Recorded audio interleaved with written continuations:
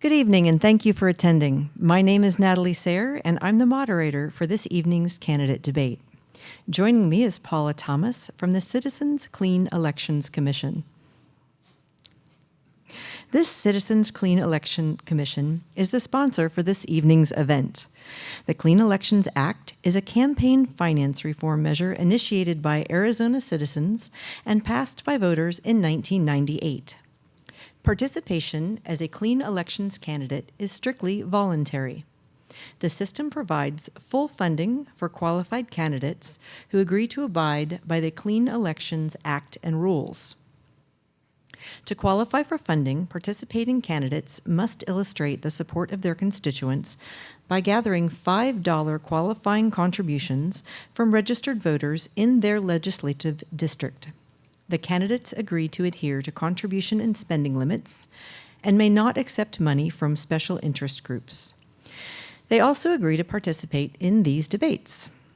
As we move into the debate, we encourage audience questions.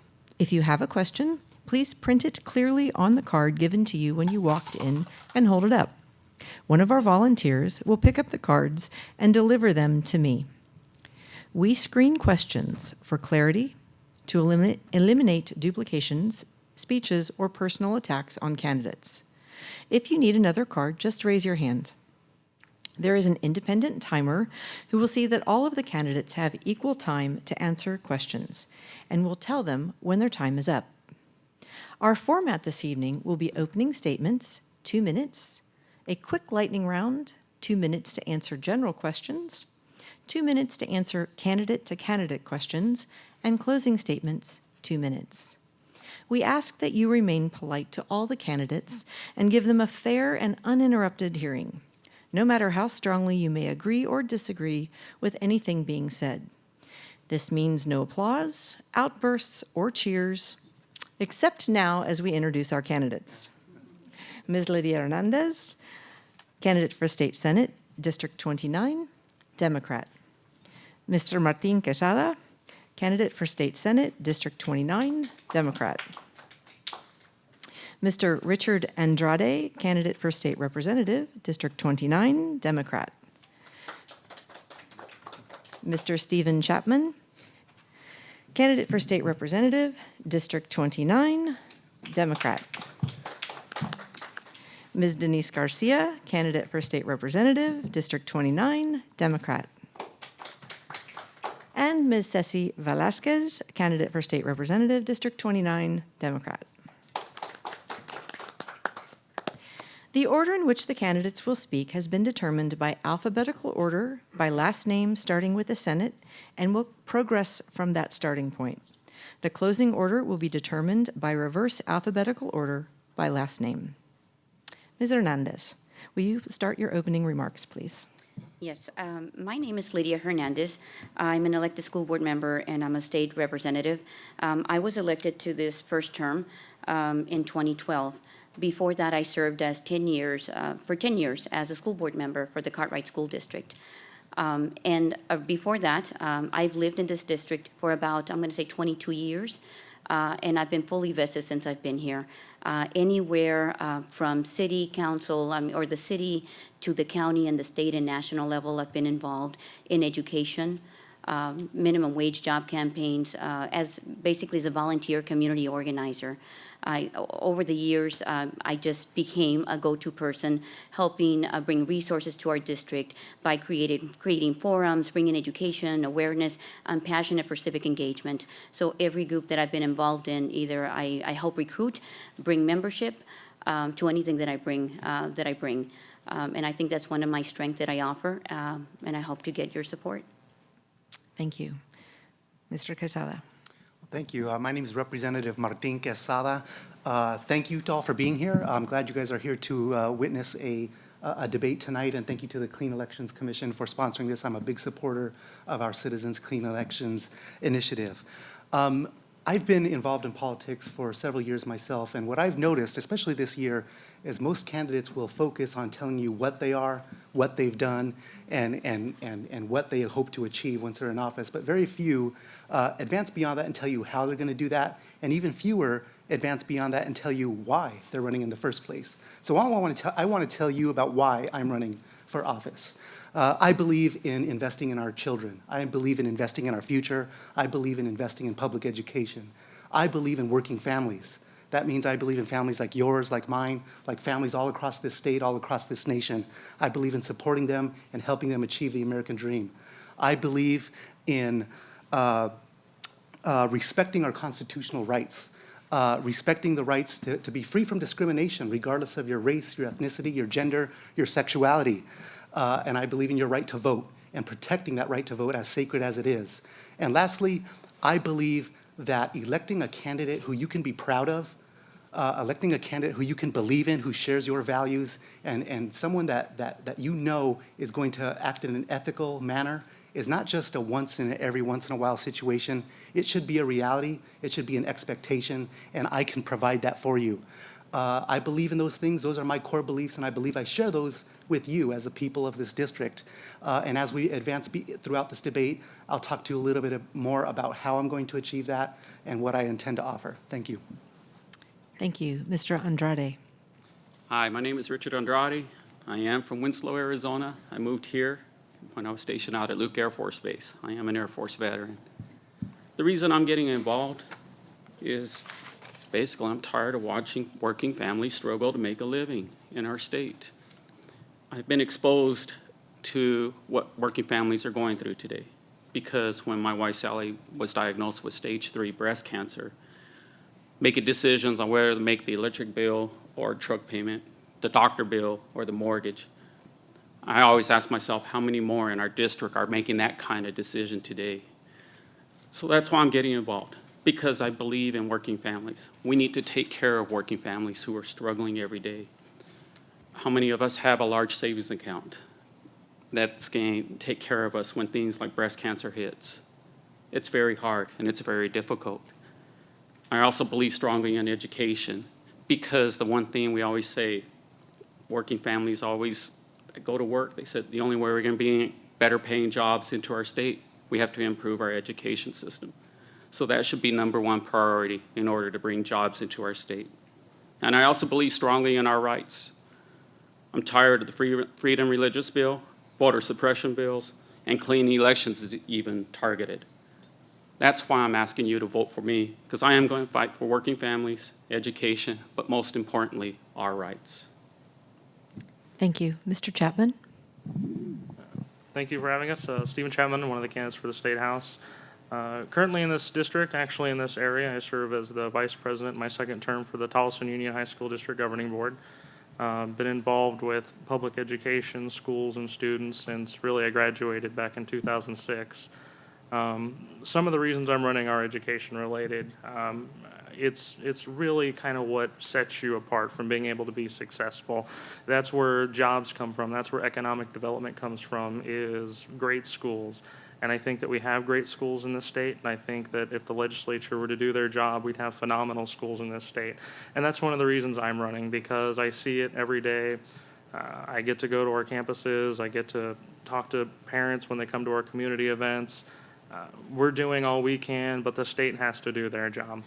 Fortunately, we've seen the court rule that the state needs to do their job. I want to go there to make sure that the state does do their job. I've been active at the Democratic Party since 18, serving as an elected precinct committee person since 2008, canvassing for folks, getting the word out to make sure that people have great options for candidates when they come up to vote. So that kind of was one of the reasons that I decided to jump in, was because I can do more. I can continue serving this community, serving our schools, and trying to make things better for everybody in this district, working families, children, and those that are constantly under attack by our extreme members of our legislature. So that's one of the reasons that I'm running to be your next state representative. So thank you for coming out and hearing us all today. Thank you. Ms. Garcia? Hi, good evening, everyone. My name is Denise Garcia. Let me tell you a little bit about myself. I am married and I have 3 children.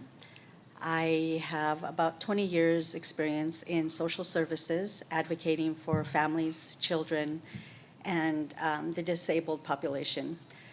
I moved here 8 years ago, and I found that this is my home, and I saw the need, and I continue to see the need. And what I'd like to do is continue to advocate and make a difference for our communities and for the state. I also am an advocate for education. I strive to work with our district in making a difference. We are very fortunate in that we all have this in common, and that is to make a difference. If elected, I too plan on working every day as hard as I can to make a difference, not just at a local level, but at a state level. Thank you. Thank you. And Ms. Velasquez. Hi, I'm Ceci Velasquez, and I'm running for the House of Representatives. A little bit about myself. I'm a lifelong resident. I have 5 children. I'm a single mom raising those kids. I've got kids. My children are from 22 to 12. We've seen the struggles that everyday people have to deal with. We've had to fight for my kids' education, from just basic classroom to the administration, all the way down to the superintendent's office, because my son was not getting the programming for the IEPs like he should have. So I think that access to quality education is the biggest issue in our state right now, and especially our district, because we have some areas that the education system works better than the others. So I'm tired of seeing the struggle. I worked for the state for over 10 years. I worked in child support enforcement, and I've seen many struggling families, and I was able to connect with them, try to inspire them, and get them moving in the right direction. So I just hope, being a representative, and when I'm elected, be able to inspire everyone in my district. Thank you. Thank you. In an attempt to lighten the mood for tonight's debate, we're going to do a quick lightning round of this or that. This will allow us to get to know more about the candidates. Please answer with just one word. Ms. Hernandez, Droid, iPhone, or Windows? Droid. Mr. Quesada, CNN, Fox News, or MSNBC? MSNBC. Thank you. Mr. Andrade, Facebook or Twitter? Facebook. Mr. Chapman, Mac or PC? PC. Ms. Garcia, Lumberjack, Sun Devil, or Wildcat? Lumberjack. And Ms. Velasquez, Droid, iPhone, or Windows? iPhone. Thank you. So now let's move on to our debate question. Ms. Hernandez, if elected, what will be your top priority? I've begun to work in working with jobs, education, and healthcare. Obviously, the recent news regarding the Ninth Circuit decision regarding our Dreamers. I think those are all issues that deeply impact our community, and I will continue to work on those. I've got some bills that impact working families, although there weren't enough much interest. I'm going to say to the majority of our Republican legislature, but it's issues that I'm going to continue to work on.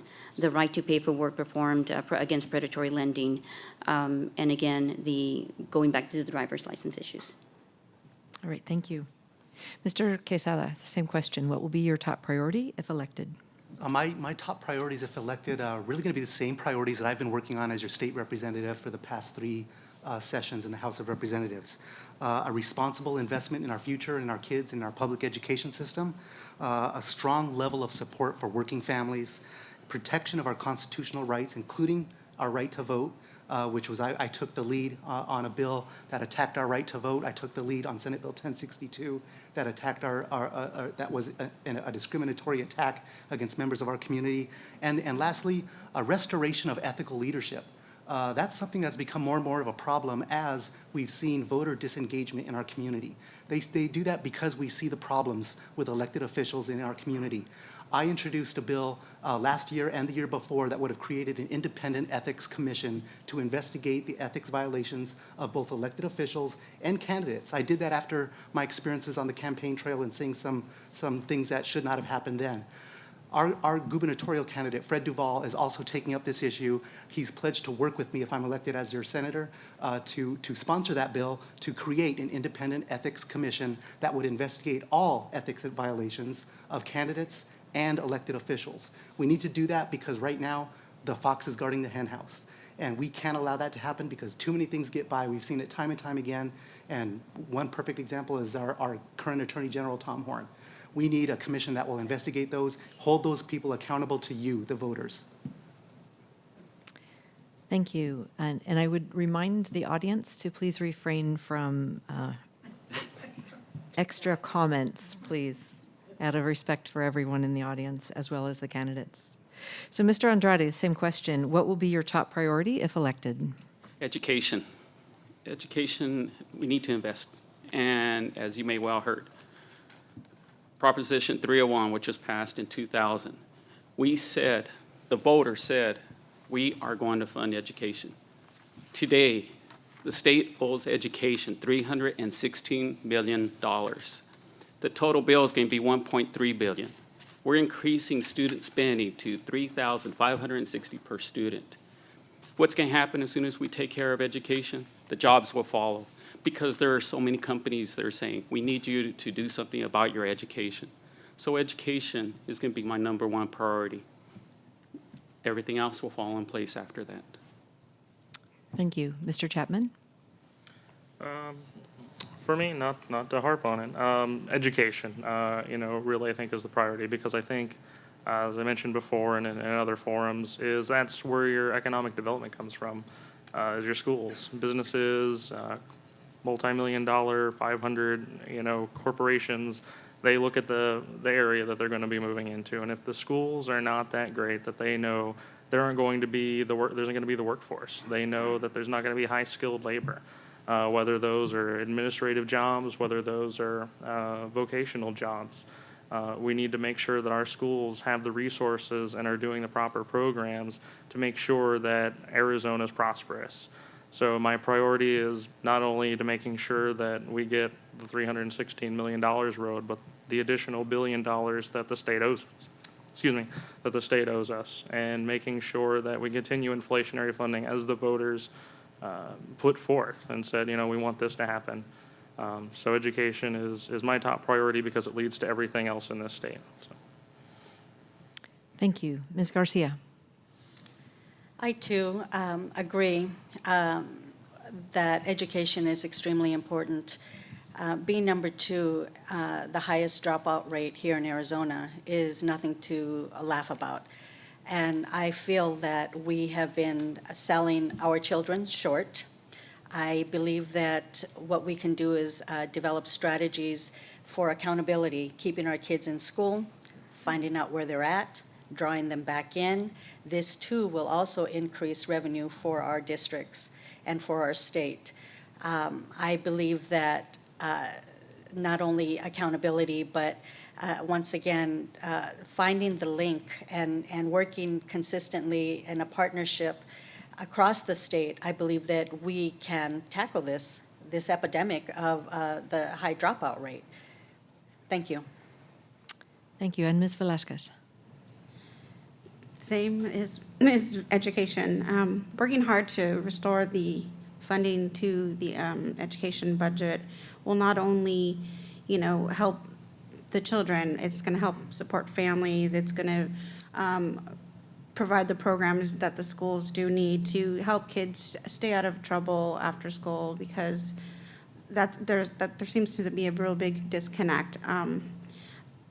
That is a big cycle for me, is that ending the school to prison pipeline issue. If we don't have those type of programmings for children for after school, during school, extracurricular programs, I think that we can just invest more time and the teachers too, having the teachers get more involved with our students. So basically, education is, again, top priority. Okay, thank you. Next question. What is the role of state government when it comes to education, and how would you address a school that is underperforming? We'll start with you, Mr. Quesada. The role of the state government in education. Well, at the state legislative level, we're a policymaking body. We provide the funding for our school districts, our local school districts, and we provide the top level policies for the local school districts to implement at that level.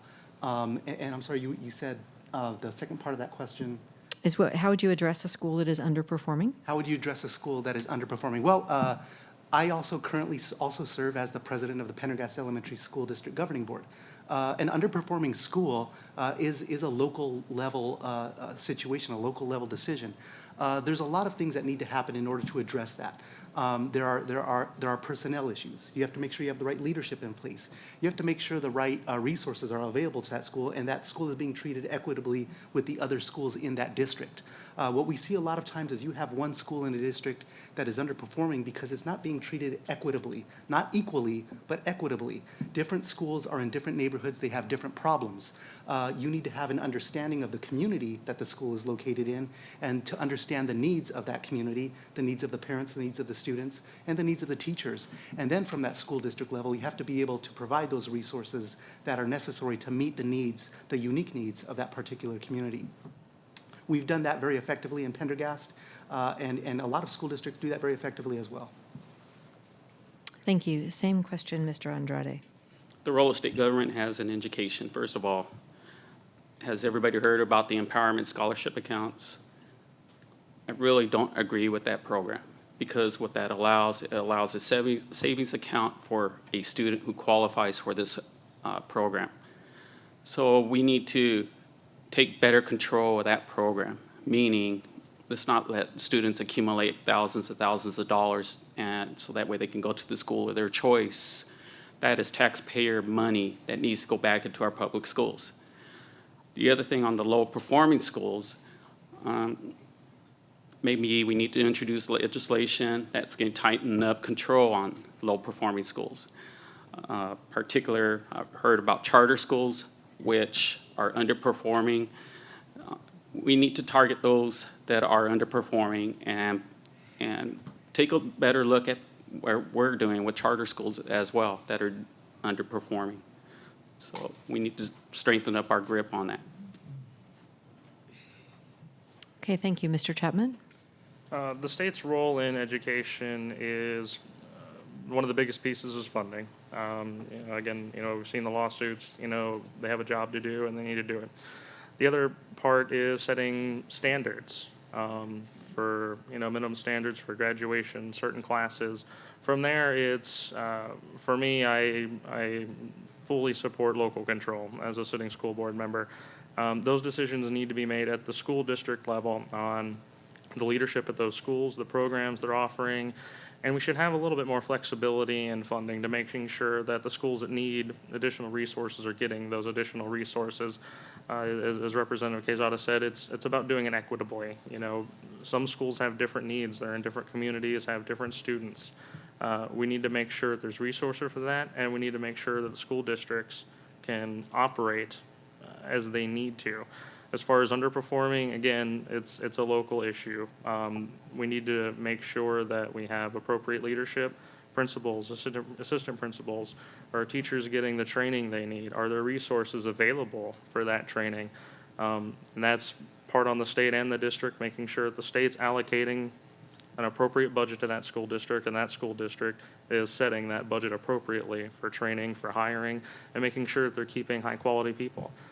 We've been seeing a bunch of stories in the news of, teacher shortages. The teacher colleges likely won't be able to keep up. It's resources, it's training, and it's our programs, which is a partnership between the state and the school district, but they have two separate roles. And as we need to make sure that the state representatives that we send from 29 are there to advocate for that funding and for those resources and those programs that we need available. Thank you. Ms. Garcia? Yes, I agree with the partnership. I believe that we would benefit greatly by developing standards and accountability. strategy of support and equitability and looking at best practices. And I said accountability a minute ago, and that would also include the leaders of the districts, of that district, and, you know, what's going on. And again, are these teachers, are they participating with professional development? What does that look like? How is it that we can partner up and be supportive? And once again, developing the strategy and support, I believe, will make a difference. Thank you. And Ms. Velasquez? Can you repeat the question? Certainly. What is the role of state government when it comes to education? And how would you address a school that is underperforming? Okay, so as far as a school that's underperforming, I do strongly believe that the leadership is the most important thing. A personal quick story is I've had two children that have had learning disabilities.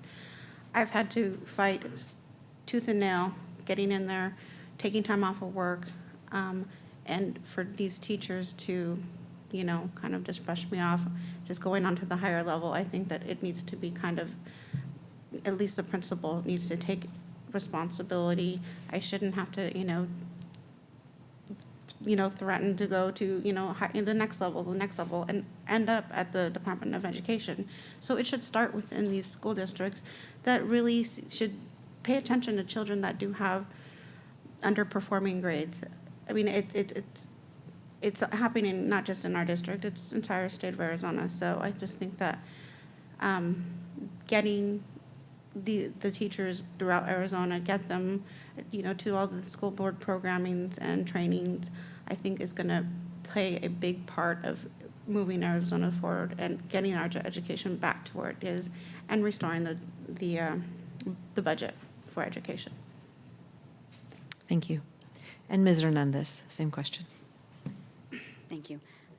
Having served, one, being a parent and having served for 10 years on a school board, that was at one point failing more than 14 out of 20 schools. The state's charge is regulatory. So it sets the funding allocation, it sets the operational guidelines, if you will, for the functioning school district. It is up to the local governing board, though, to set up policies to define how it's going to fulfill that role. Now, there's a lot of stories. I could share stories myself, but I'm going to tell you that it's reforms needed within education, and that it's up to the governing board and leadership, I think, to be able to influence public education, beginning from the leadership, beginning to the culture, the morale, the hiring practices. There's so many areas within education that you can work on. But I believe, and we did it at our school district at Cartwright. If our school district, given its demographics on the west side here, on the west side of the valley, can become just shy, we're about 8 points shy of an A when we were all F school district, the majority of us, by implementing, but more than anything, I think being able to implement policy and being willing and having the courage and the leadership to make the change, to implement that change, I think it takes you to a different level. Thank you. Thank you. Mr. Andrade, we'll start with you on this one. What is the most serious challenge facing Arizona? The most serious challenge facing Arizona today is jobs. Arizona's unemployment is still high. While the rest of the country's unemployment rates are coming down, Arizona is still high. But that falls back on education. In order for us to attract better paying jobs into our state, we have to improve our education. Seeing people struggle, we need to raise the minimum wage. That's the only way we're going to get people to get off their feet again. Quit giving big tax breaks to businesses and corporations. We need to start giving tax breaks to working families. So that's the biggest challenge, is taking care of people. But that isn't a challenge. That takes leadership. That takes somebody to be there at the state capitol every day and saying, think about the working families every time you give a corporation a tax break. Thank you. Mr. Chapman, same question. For me, I'd have to say jobs and education as well. They go hand in hand, and don't mean to keep bringing it back up. But as far as jobs go, it's about creating an atmosphere where Arizona is bringing in high-paying, full-time benefit jobs, not just part-time, no benefits, no insurance, no livable wages. I was actually I had the opportunity to attend a conference with the Arizona Business and Education Coalition a few months ago, and the president of the Greater Phoenix Economic Chamber or Council did his presentation and brought up all the points that back in the day, I mean, the reason we have some of the companies that we do is because Arizona was Silicon Valley before Silicon Valley. We were creating technological jobs, vocational jobs, and they were paying. They weren't, 19, 20 hours a week. They weren't below the minimum wage. These were full-time benefited jobs. They were attracting people from within the state and all over the state. And our schools were doing great. We need to create an environment where businesses are able and willing to pay their folks livable wages. And yes, that means that the state needs to look at a minimum wage increase in addition to funding our schools so that those companies feel comfortable coming here, knowing they're going to have a workforce that they are willing and able to pay $60,000, $70,000 a year with benefits to. So it's really working with our schools, our business community to make sure that we can solve these challenges moving forward for Arizona if we want to prosper and move forward nationally. We could be a leader if we did these things. Thank you. Ms. Garcia? Yes, I too agree. Unemployment is a huge issue here in Arizona. And as I think of our unemployed residents and citizens, I think also of a disservice that we have been unable to retrain many people.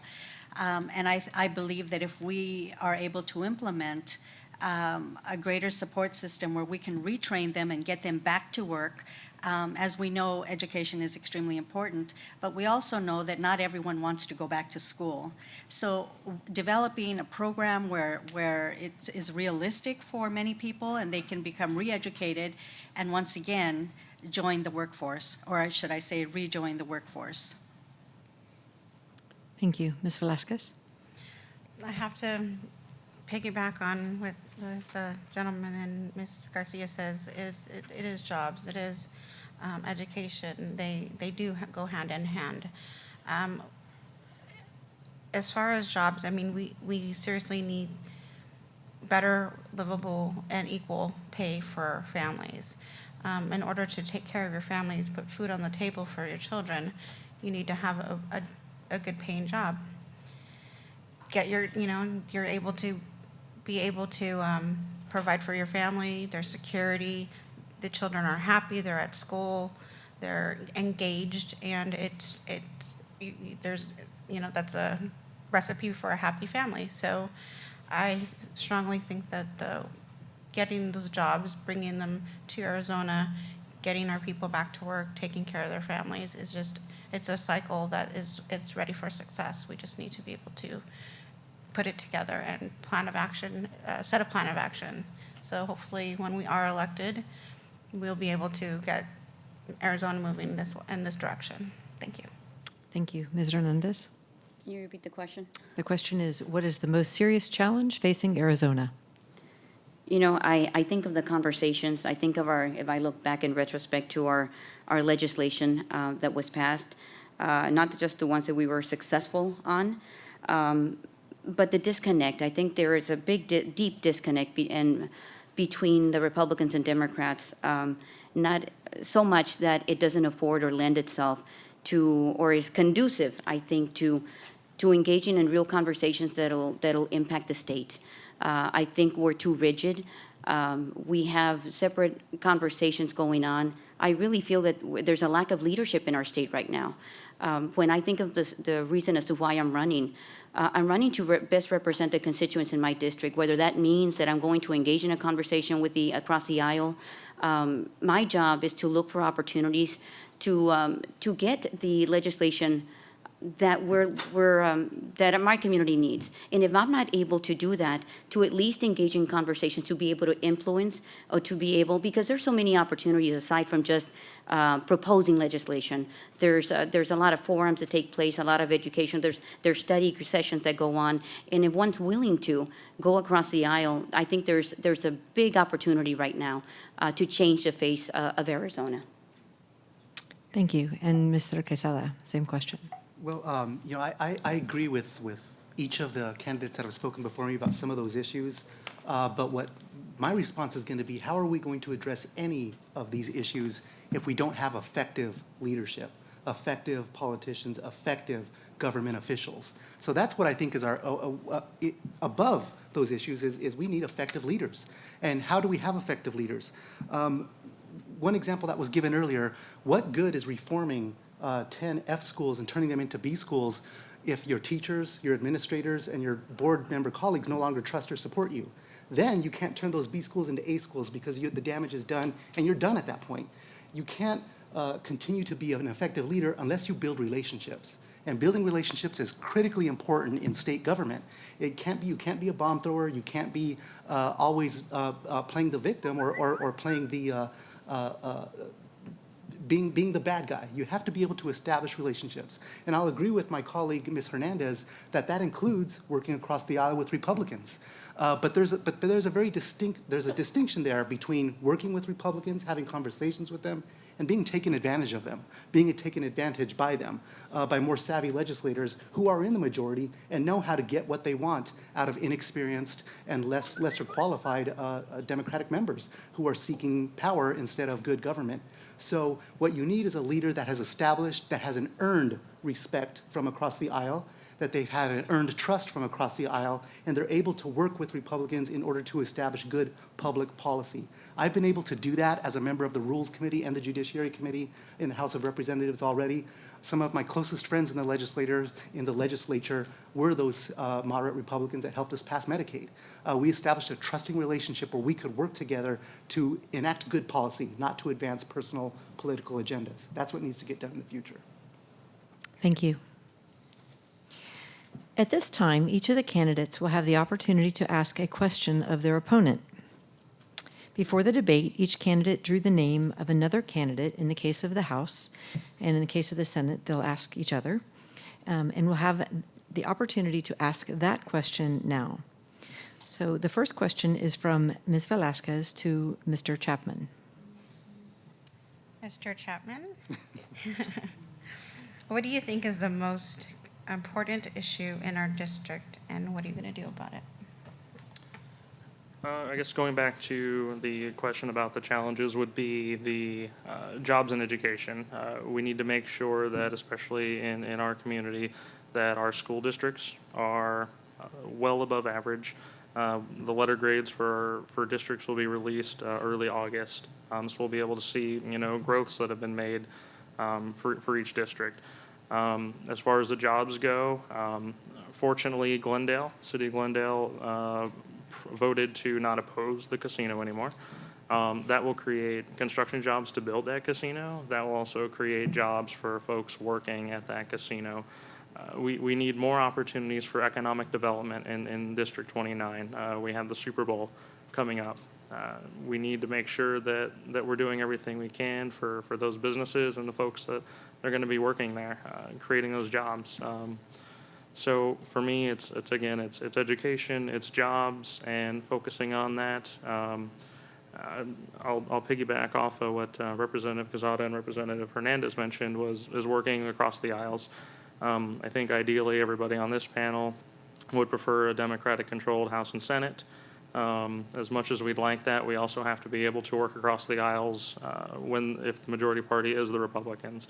We need to be able to work with the moderates to get these kinds of bills and these kinds of goals passed for our communities. I believe that I can do that. I've been able to do that for the last 8 years, school boards, other boards and commissions that I've been on, to get things done for the people that I represent and work for. So thank you for your question. Thank you. The next question is from Ms. Garcia to Mr. Andrade. Mr. Andrade, how would you address the high rate of dropout that we have, student dropout that we have in our state. How would I explain that? How would you address that? How would I address it? Okay, that's very plain. We need to fund our schools properly because school funding has been cut so bad. Counselors have been reduced in a number of schools. I am a strong believer when a student is struggling, it is a counselor that should be in the school to direct them in the right direction. We need to address individuals that are having certain problems.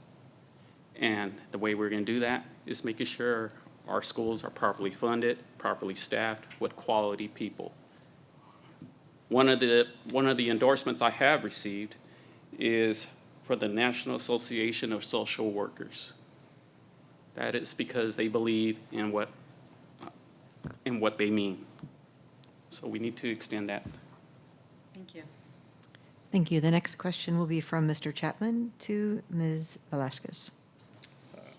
Ms. Velasquez, what ideas do you have to improve economic development through our public education system, not only in District 29, but throughout Arizona?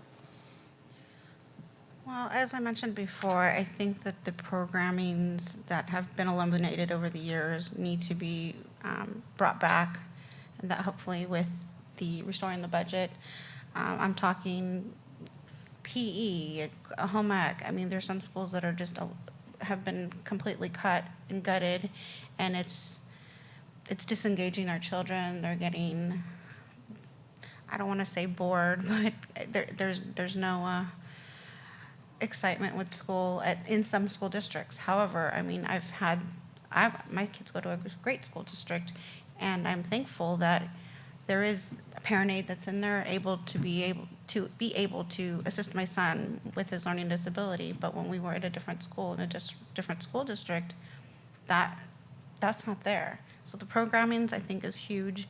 It keeps kids off the street. It keeps them engaged. Bring back the school, the after-school programs such as extracurricular, basketball, football. Again, we have some that do have those, but we also need parent participation as well. Getting these parents back into the schools and get their support instead of just, trying to let the teachers do their jobs. I think that having a strong PTA and things like that and a strong school board is going to do that. So. Thank you. And Mr. Andrade, your question for Ms. Garcia. Yes, Ms. Garcia, are you going to make a commitment to work together to strengthen LD29? Absolutely. Yes. That was it. Okay. You got a minute, 50 minutes. So, Mr. Quesada, your question for Ms. Hernandez. It's my, okay, Representative Hernandez, you understand our district and Legislative District 29. It's a district of lower SES population, immigrant population, and it's been a population that struggled. How do you explain your vote for House Bill 2526 that granted an extended inflation rate for the predatory lending industry, consumer lenders, when that industry has targeted members of our community, particularly in Maryville, where you see those lending industries on every corner? And I totally agree with you. In fact, it was I that launched some legislation against predatory lending. And I believe the bill that you're talking about was not a predatory lending bill. It was, in fact, a bank that had been functioning in the state of Arizona. At one point or another, it was much bigger. They needed in order to survive, and I'm a proponent of more businesses in Arizona. There is a niche for that category. It wasn't predatory lending rates at all. It was they were strong, firm underwriting restrictions that I asked for. Before voting on that, I got briefed by staff. As you know, we have a process. They answered my questions, and it wasn't in fact a predatory lending type bill. There's a niche, and it wasn't going to impact, and I'm going to be very frank. People like myself that work 2 or 3 jobs that might see myself in need of a loan, am not going to qualify for that type of loan because of the underwriting, strict underwriting. Those are the majority of our immigrant families. So, and I repeat, it was not a predatory lending type bill. But thank you for the question. Thank you. And Ms. Hernandez, your question for Mr. Quesada. Yes. My experience, this has been my first session, probably not as experienced as my opponent with his wealth of time on the legislature.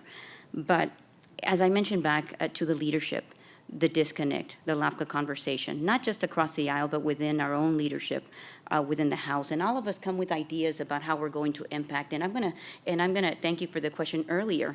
Many or few of us come with how we're actually going to do it.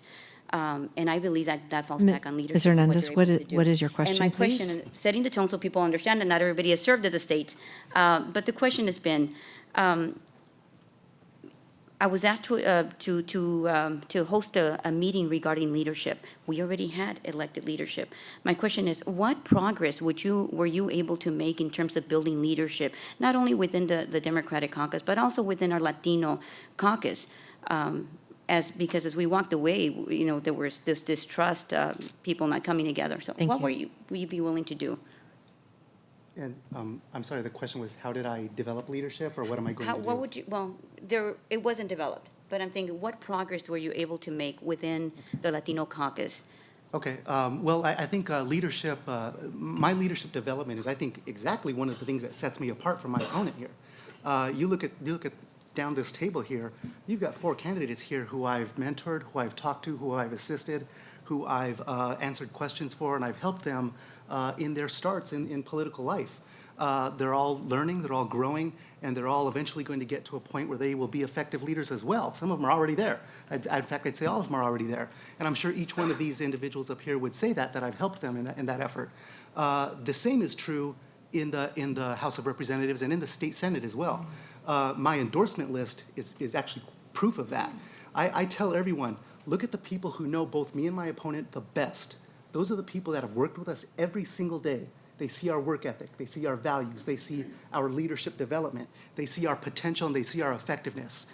Why is it that the large majority of the Democrat caucus in both the House of Representatives and the state Senate have endorsed me in my campaign for the Senate, including the leadership of the House, our Minority Leader Campbell, our Assistant Minority Leader, our Minority Whip, Dr. Meyer, and Bruce Wheeler in the House, and our entire leadership team in the Senate, Minority Leader Tovar, Assistant Minority Leader D'Alessandro, and our Minority Whip Gallardo, including, and not just the leadership, but many of the rank and file members as well, who I've mentored, who I've talked to as a ranking member on the Government Committee and on the Judiciary Committee.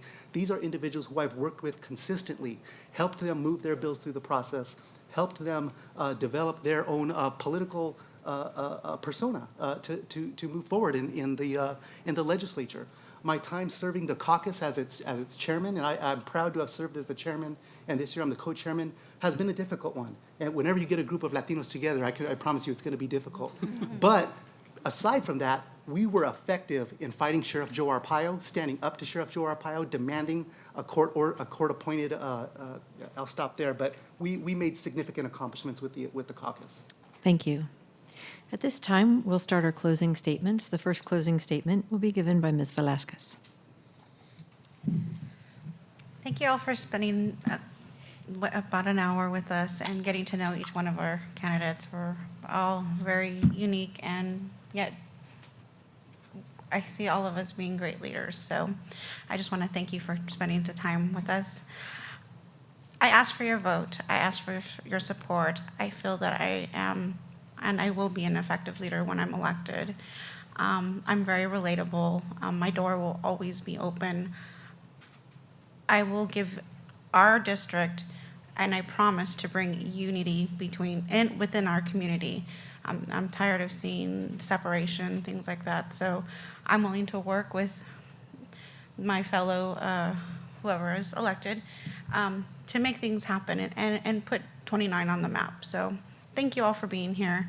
And please go to my website and let's talk after this. I would love to meet you guys tonight. So thank you. Thank you. Ms. Garcia. Yes.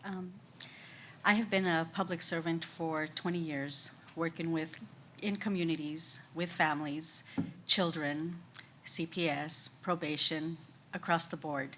I have a passion to make a difference, and that's what I've been trying to do for the last 20 years. I believe in many, many cases I've been quite effective, and the reason I've been effective is because I'm not a quitter. I'm willing to have difficult conversations. I'm willing to advocate. Thank you. Thank you, Mr. Chapman. Thank you for coming out. Thank you for the folks at Clean Elections for hosting and the candidates for coming out and sharing our ideas tonight. This is an open primary for the State House. Both of our House members are running for the Senate. I do want to thank them for their service in the House. It's not easy, whether we can get things done or agree, it's not easy, in Arizona sometimes. Having said that, I feel that we do need somebody who's able to hit the ground running. I know I can hit the ground running. I've been involved with the community since high school, as a school board member, as a precinct committee person. I'm involved with Alumni Association. I'm involved with other committees and commissions. I've given lots of time to working with people, trying to make things better for my community because I live here. It benefits me when we all succeed, and I want to see us all succeed.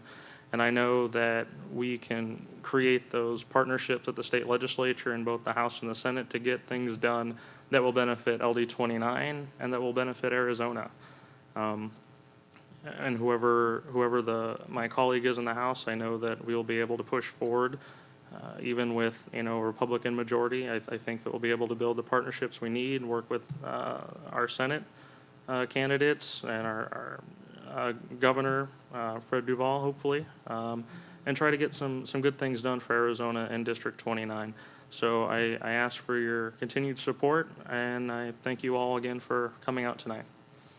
Thank you, Mr. Andrade. First of all, I'd like to thank everybody for attending this evening, and especially Clean Elections. When I first entered this race, I thought I was far behind. So I said to myself, guess what? It's time to work. It's time to go out there and hit a lot of doors. I've talked to a lot of people. I started in March, and I can honestly say I've hit over 4,000 houses, 4,000 people I've talked to. I've had a lot of help. I've had a lot of guidance. Representative Quesada has been that person helping me out.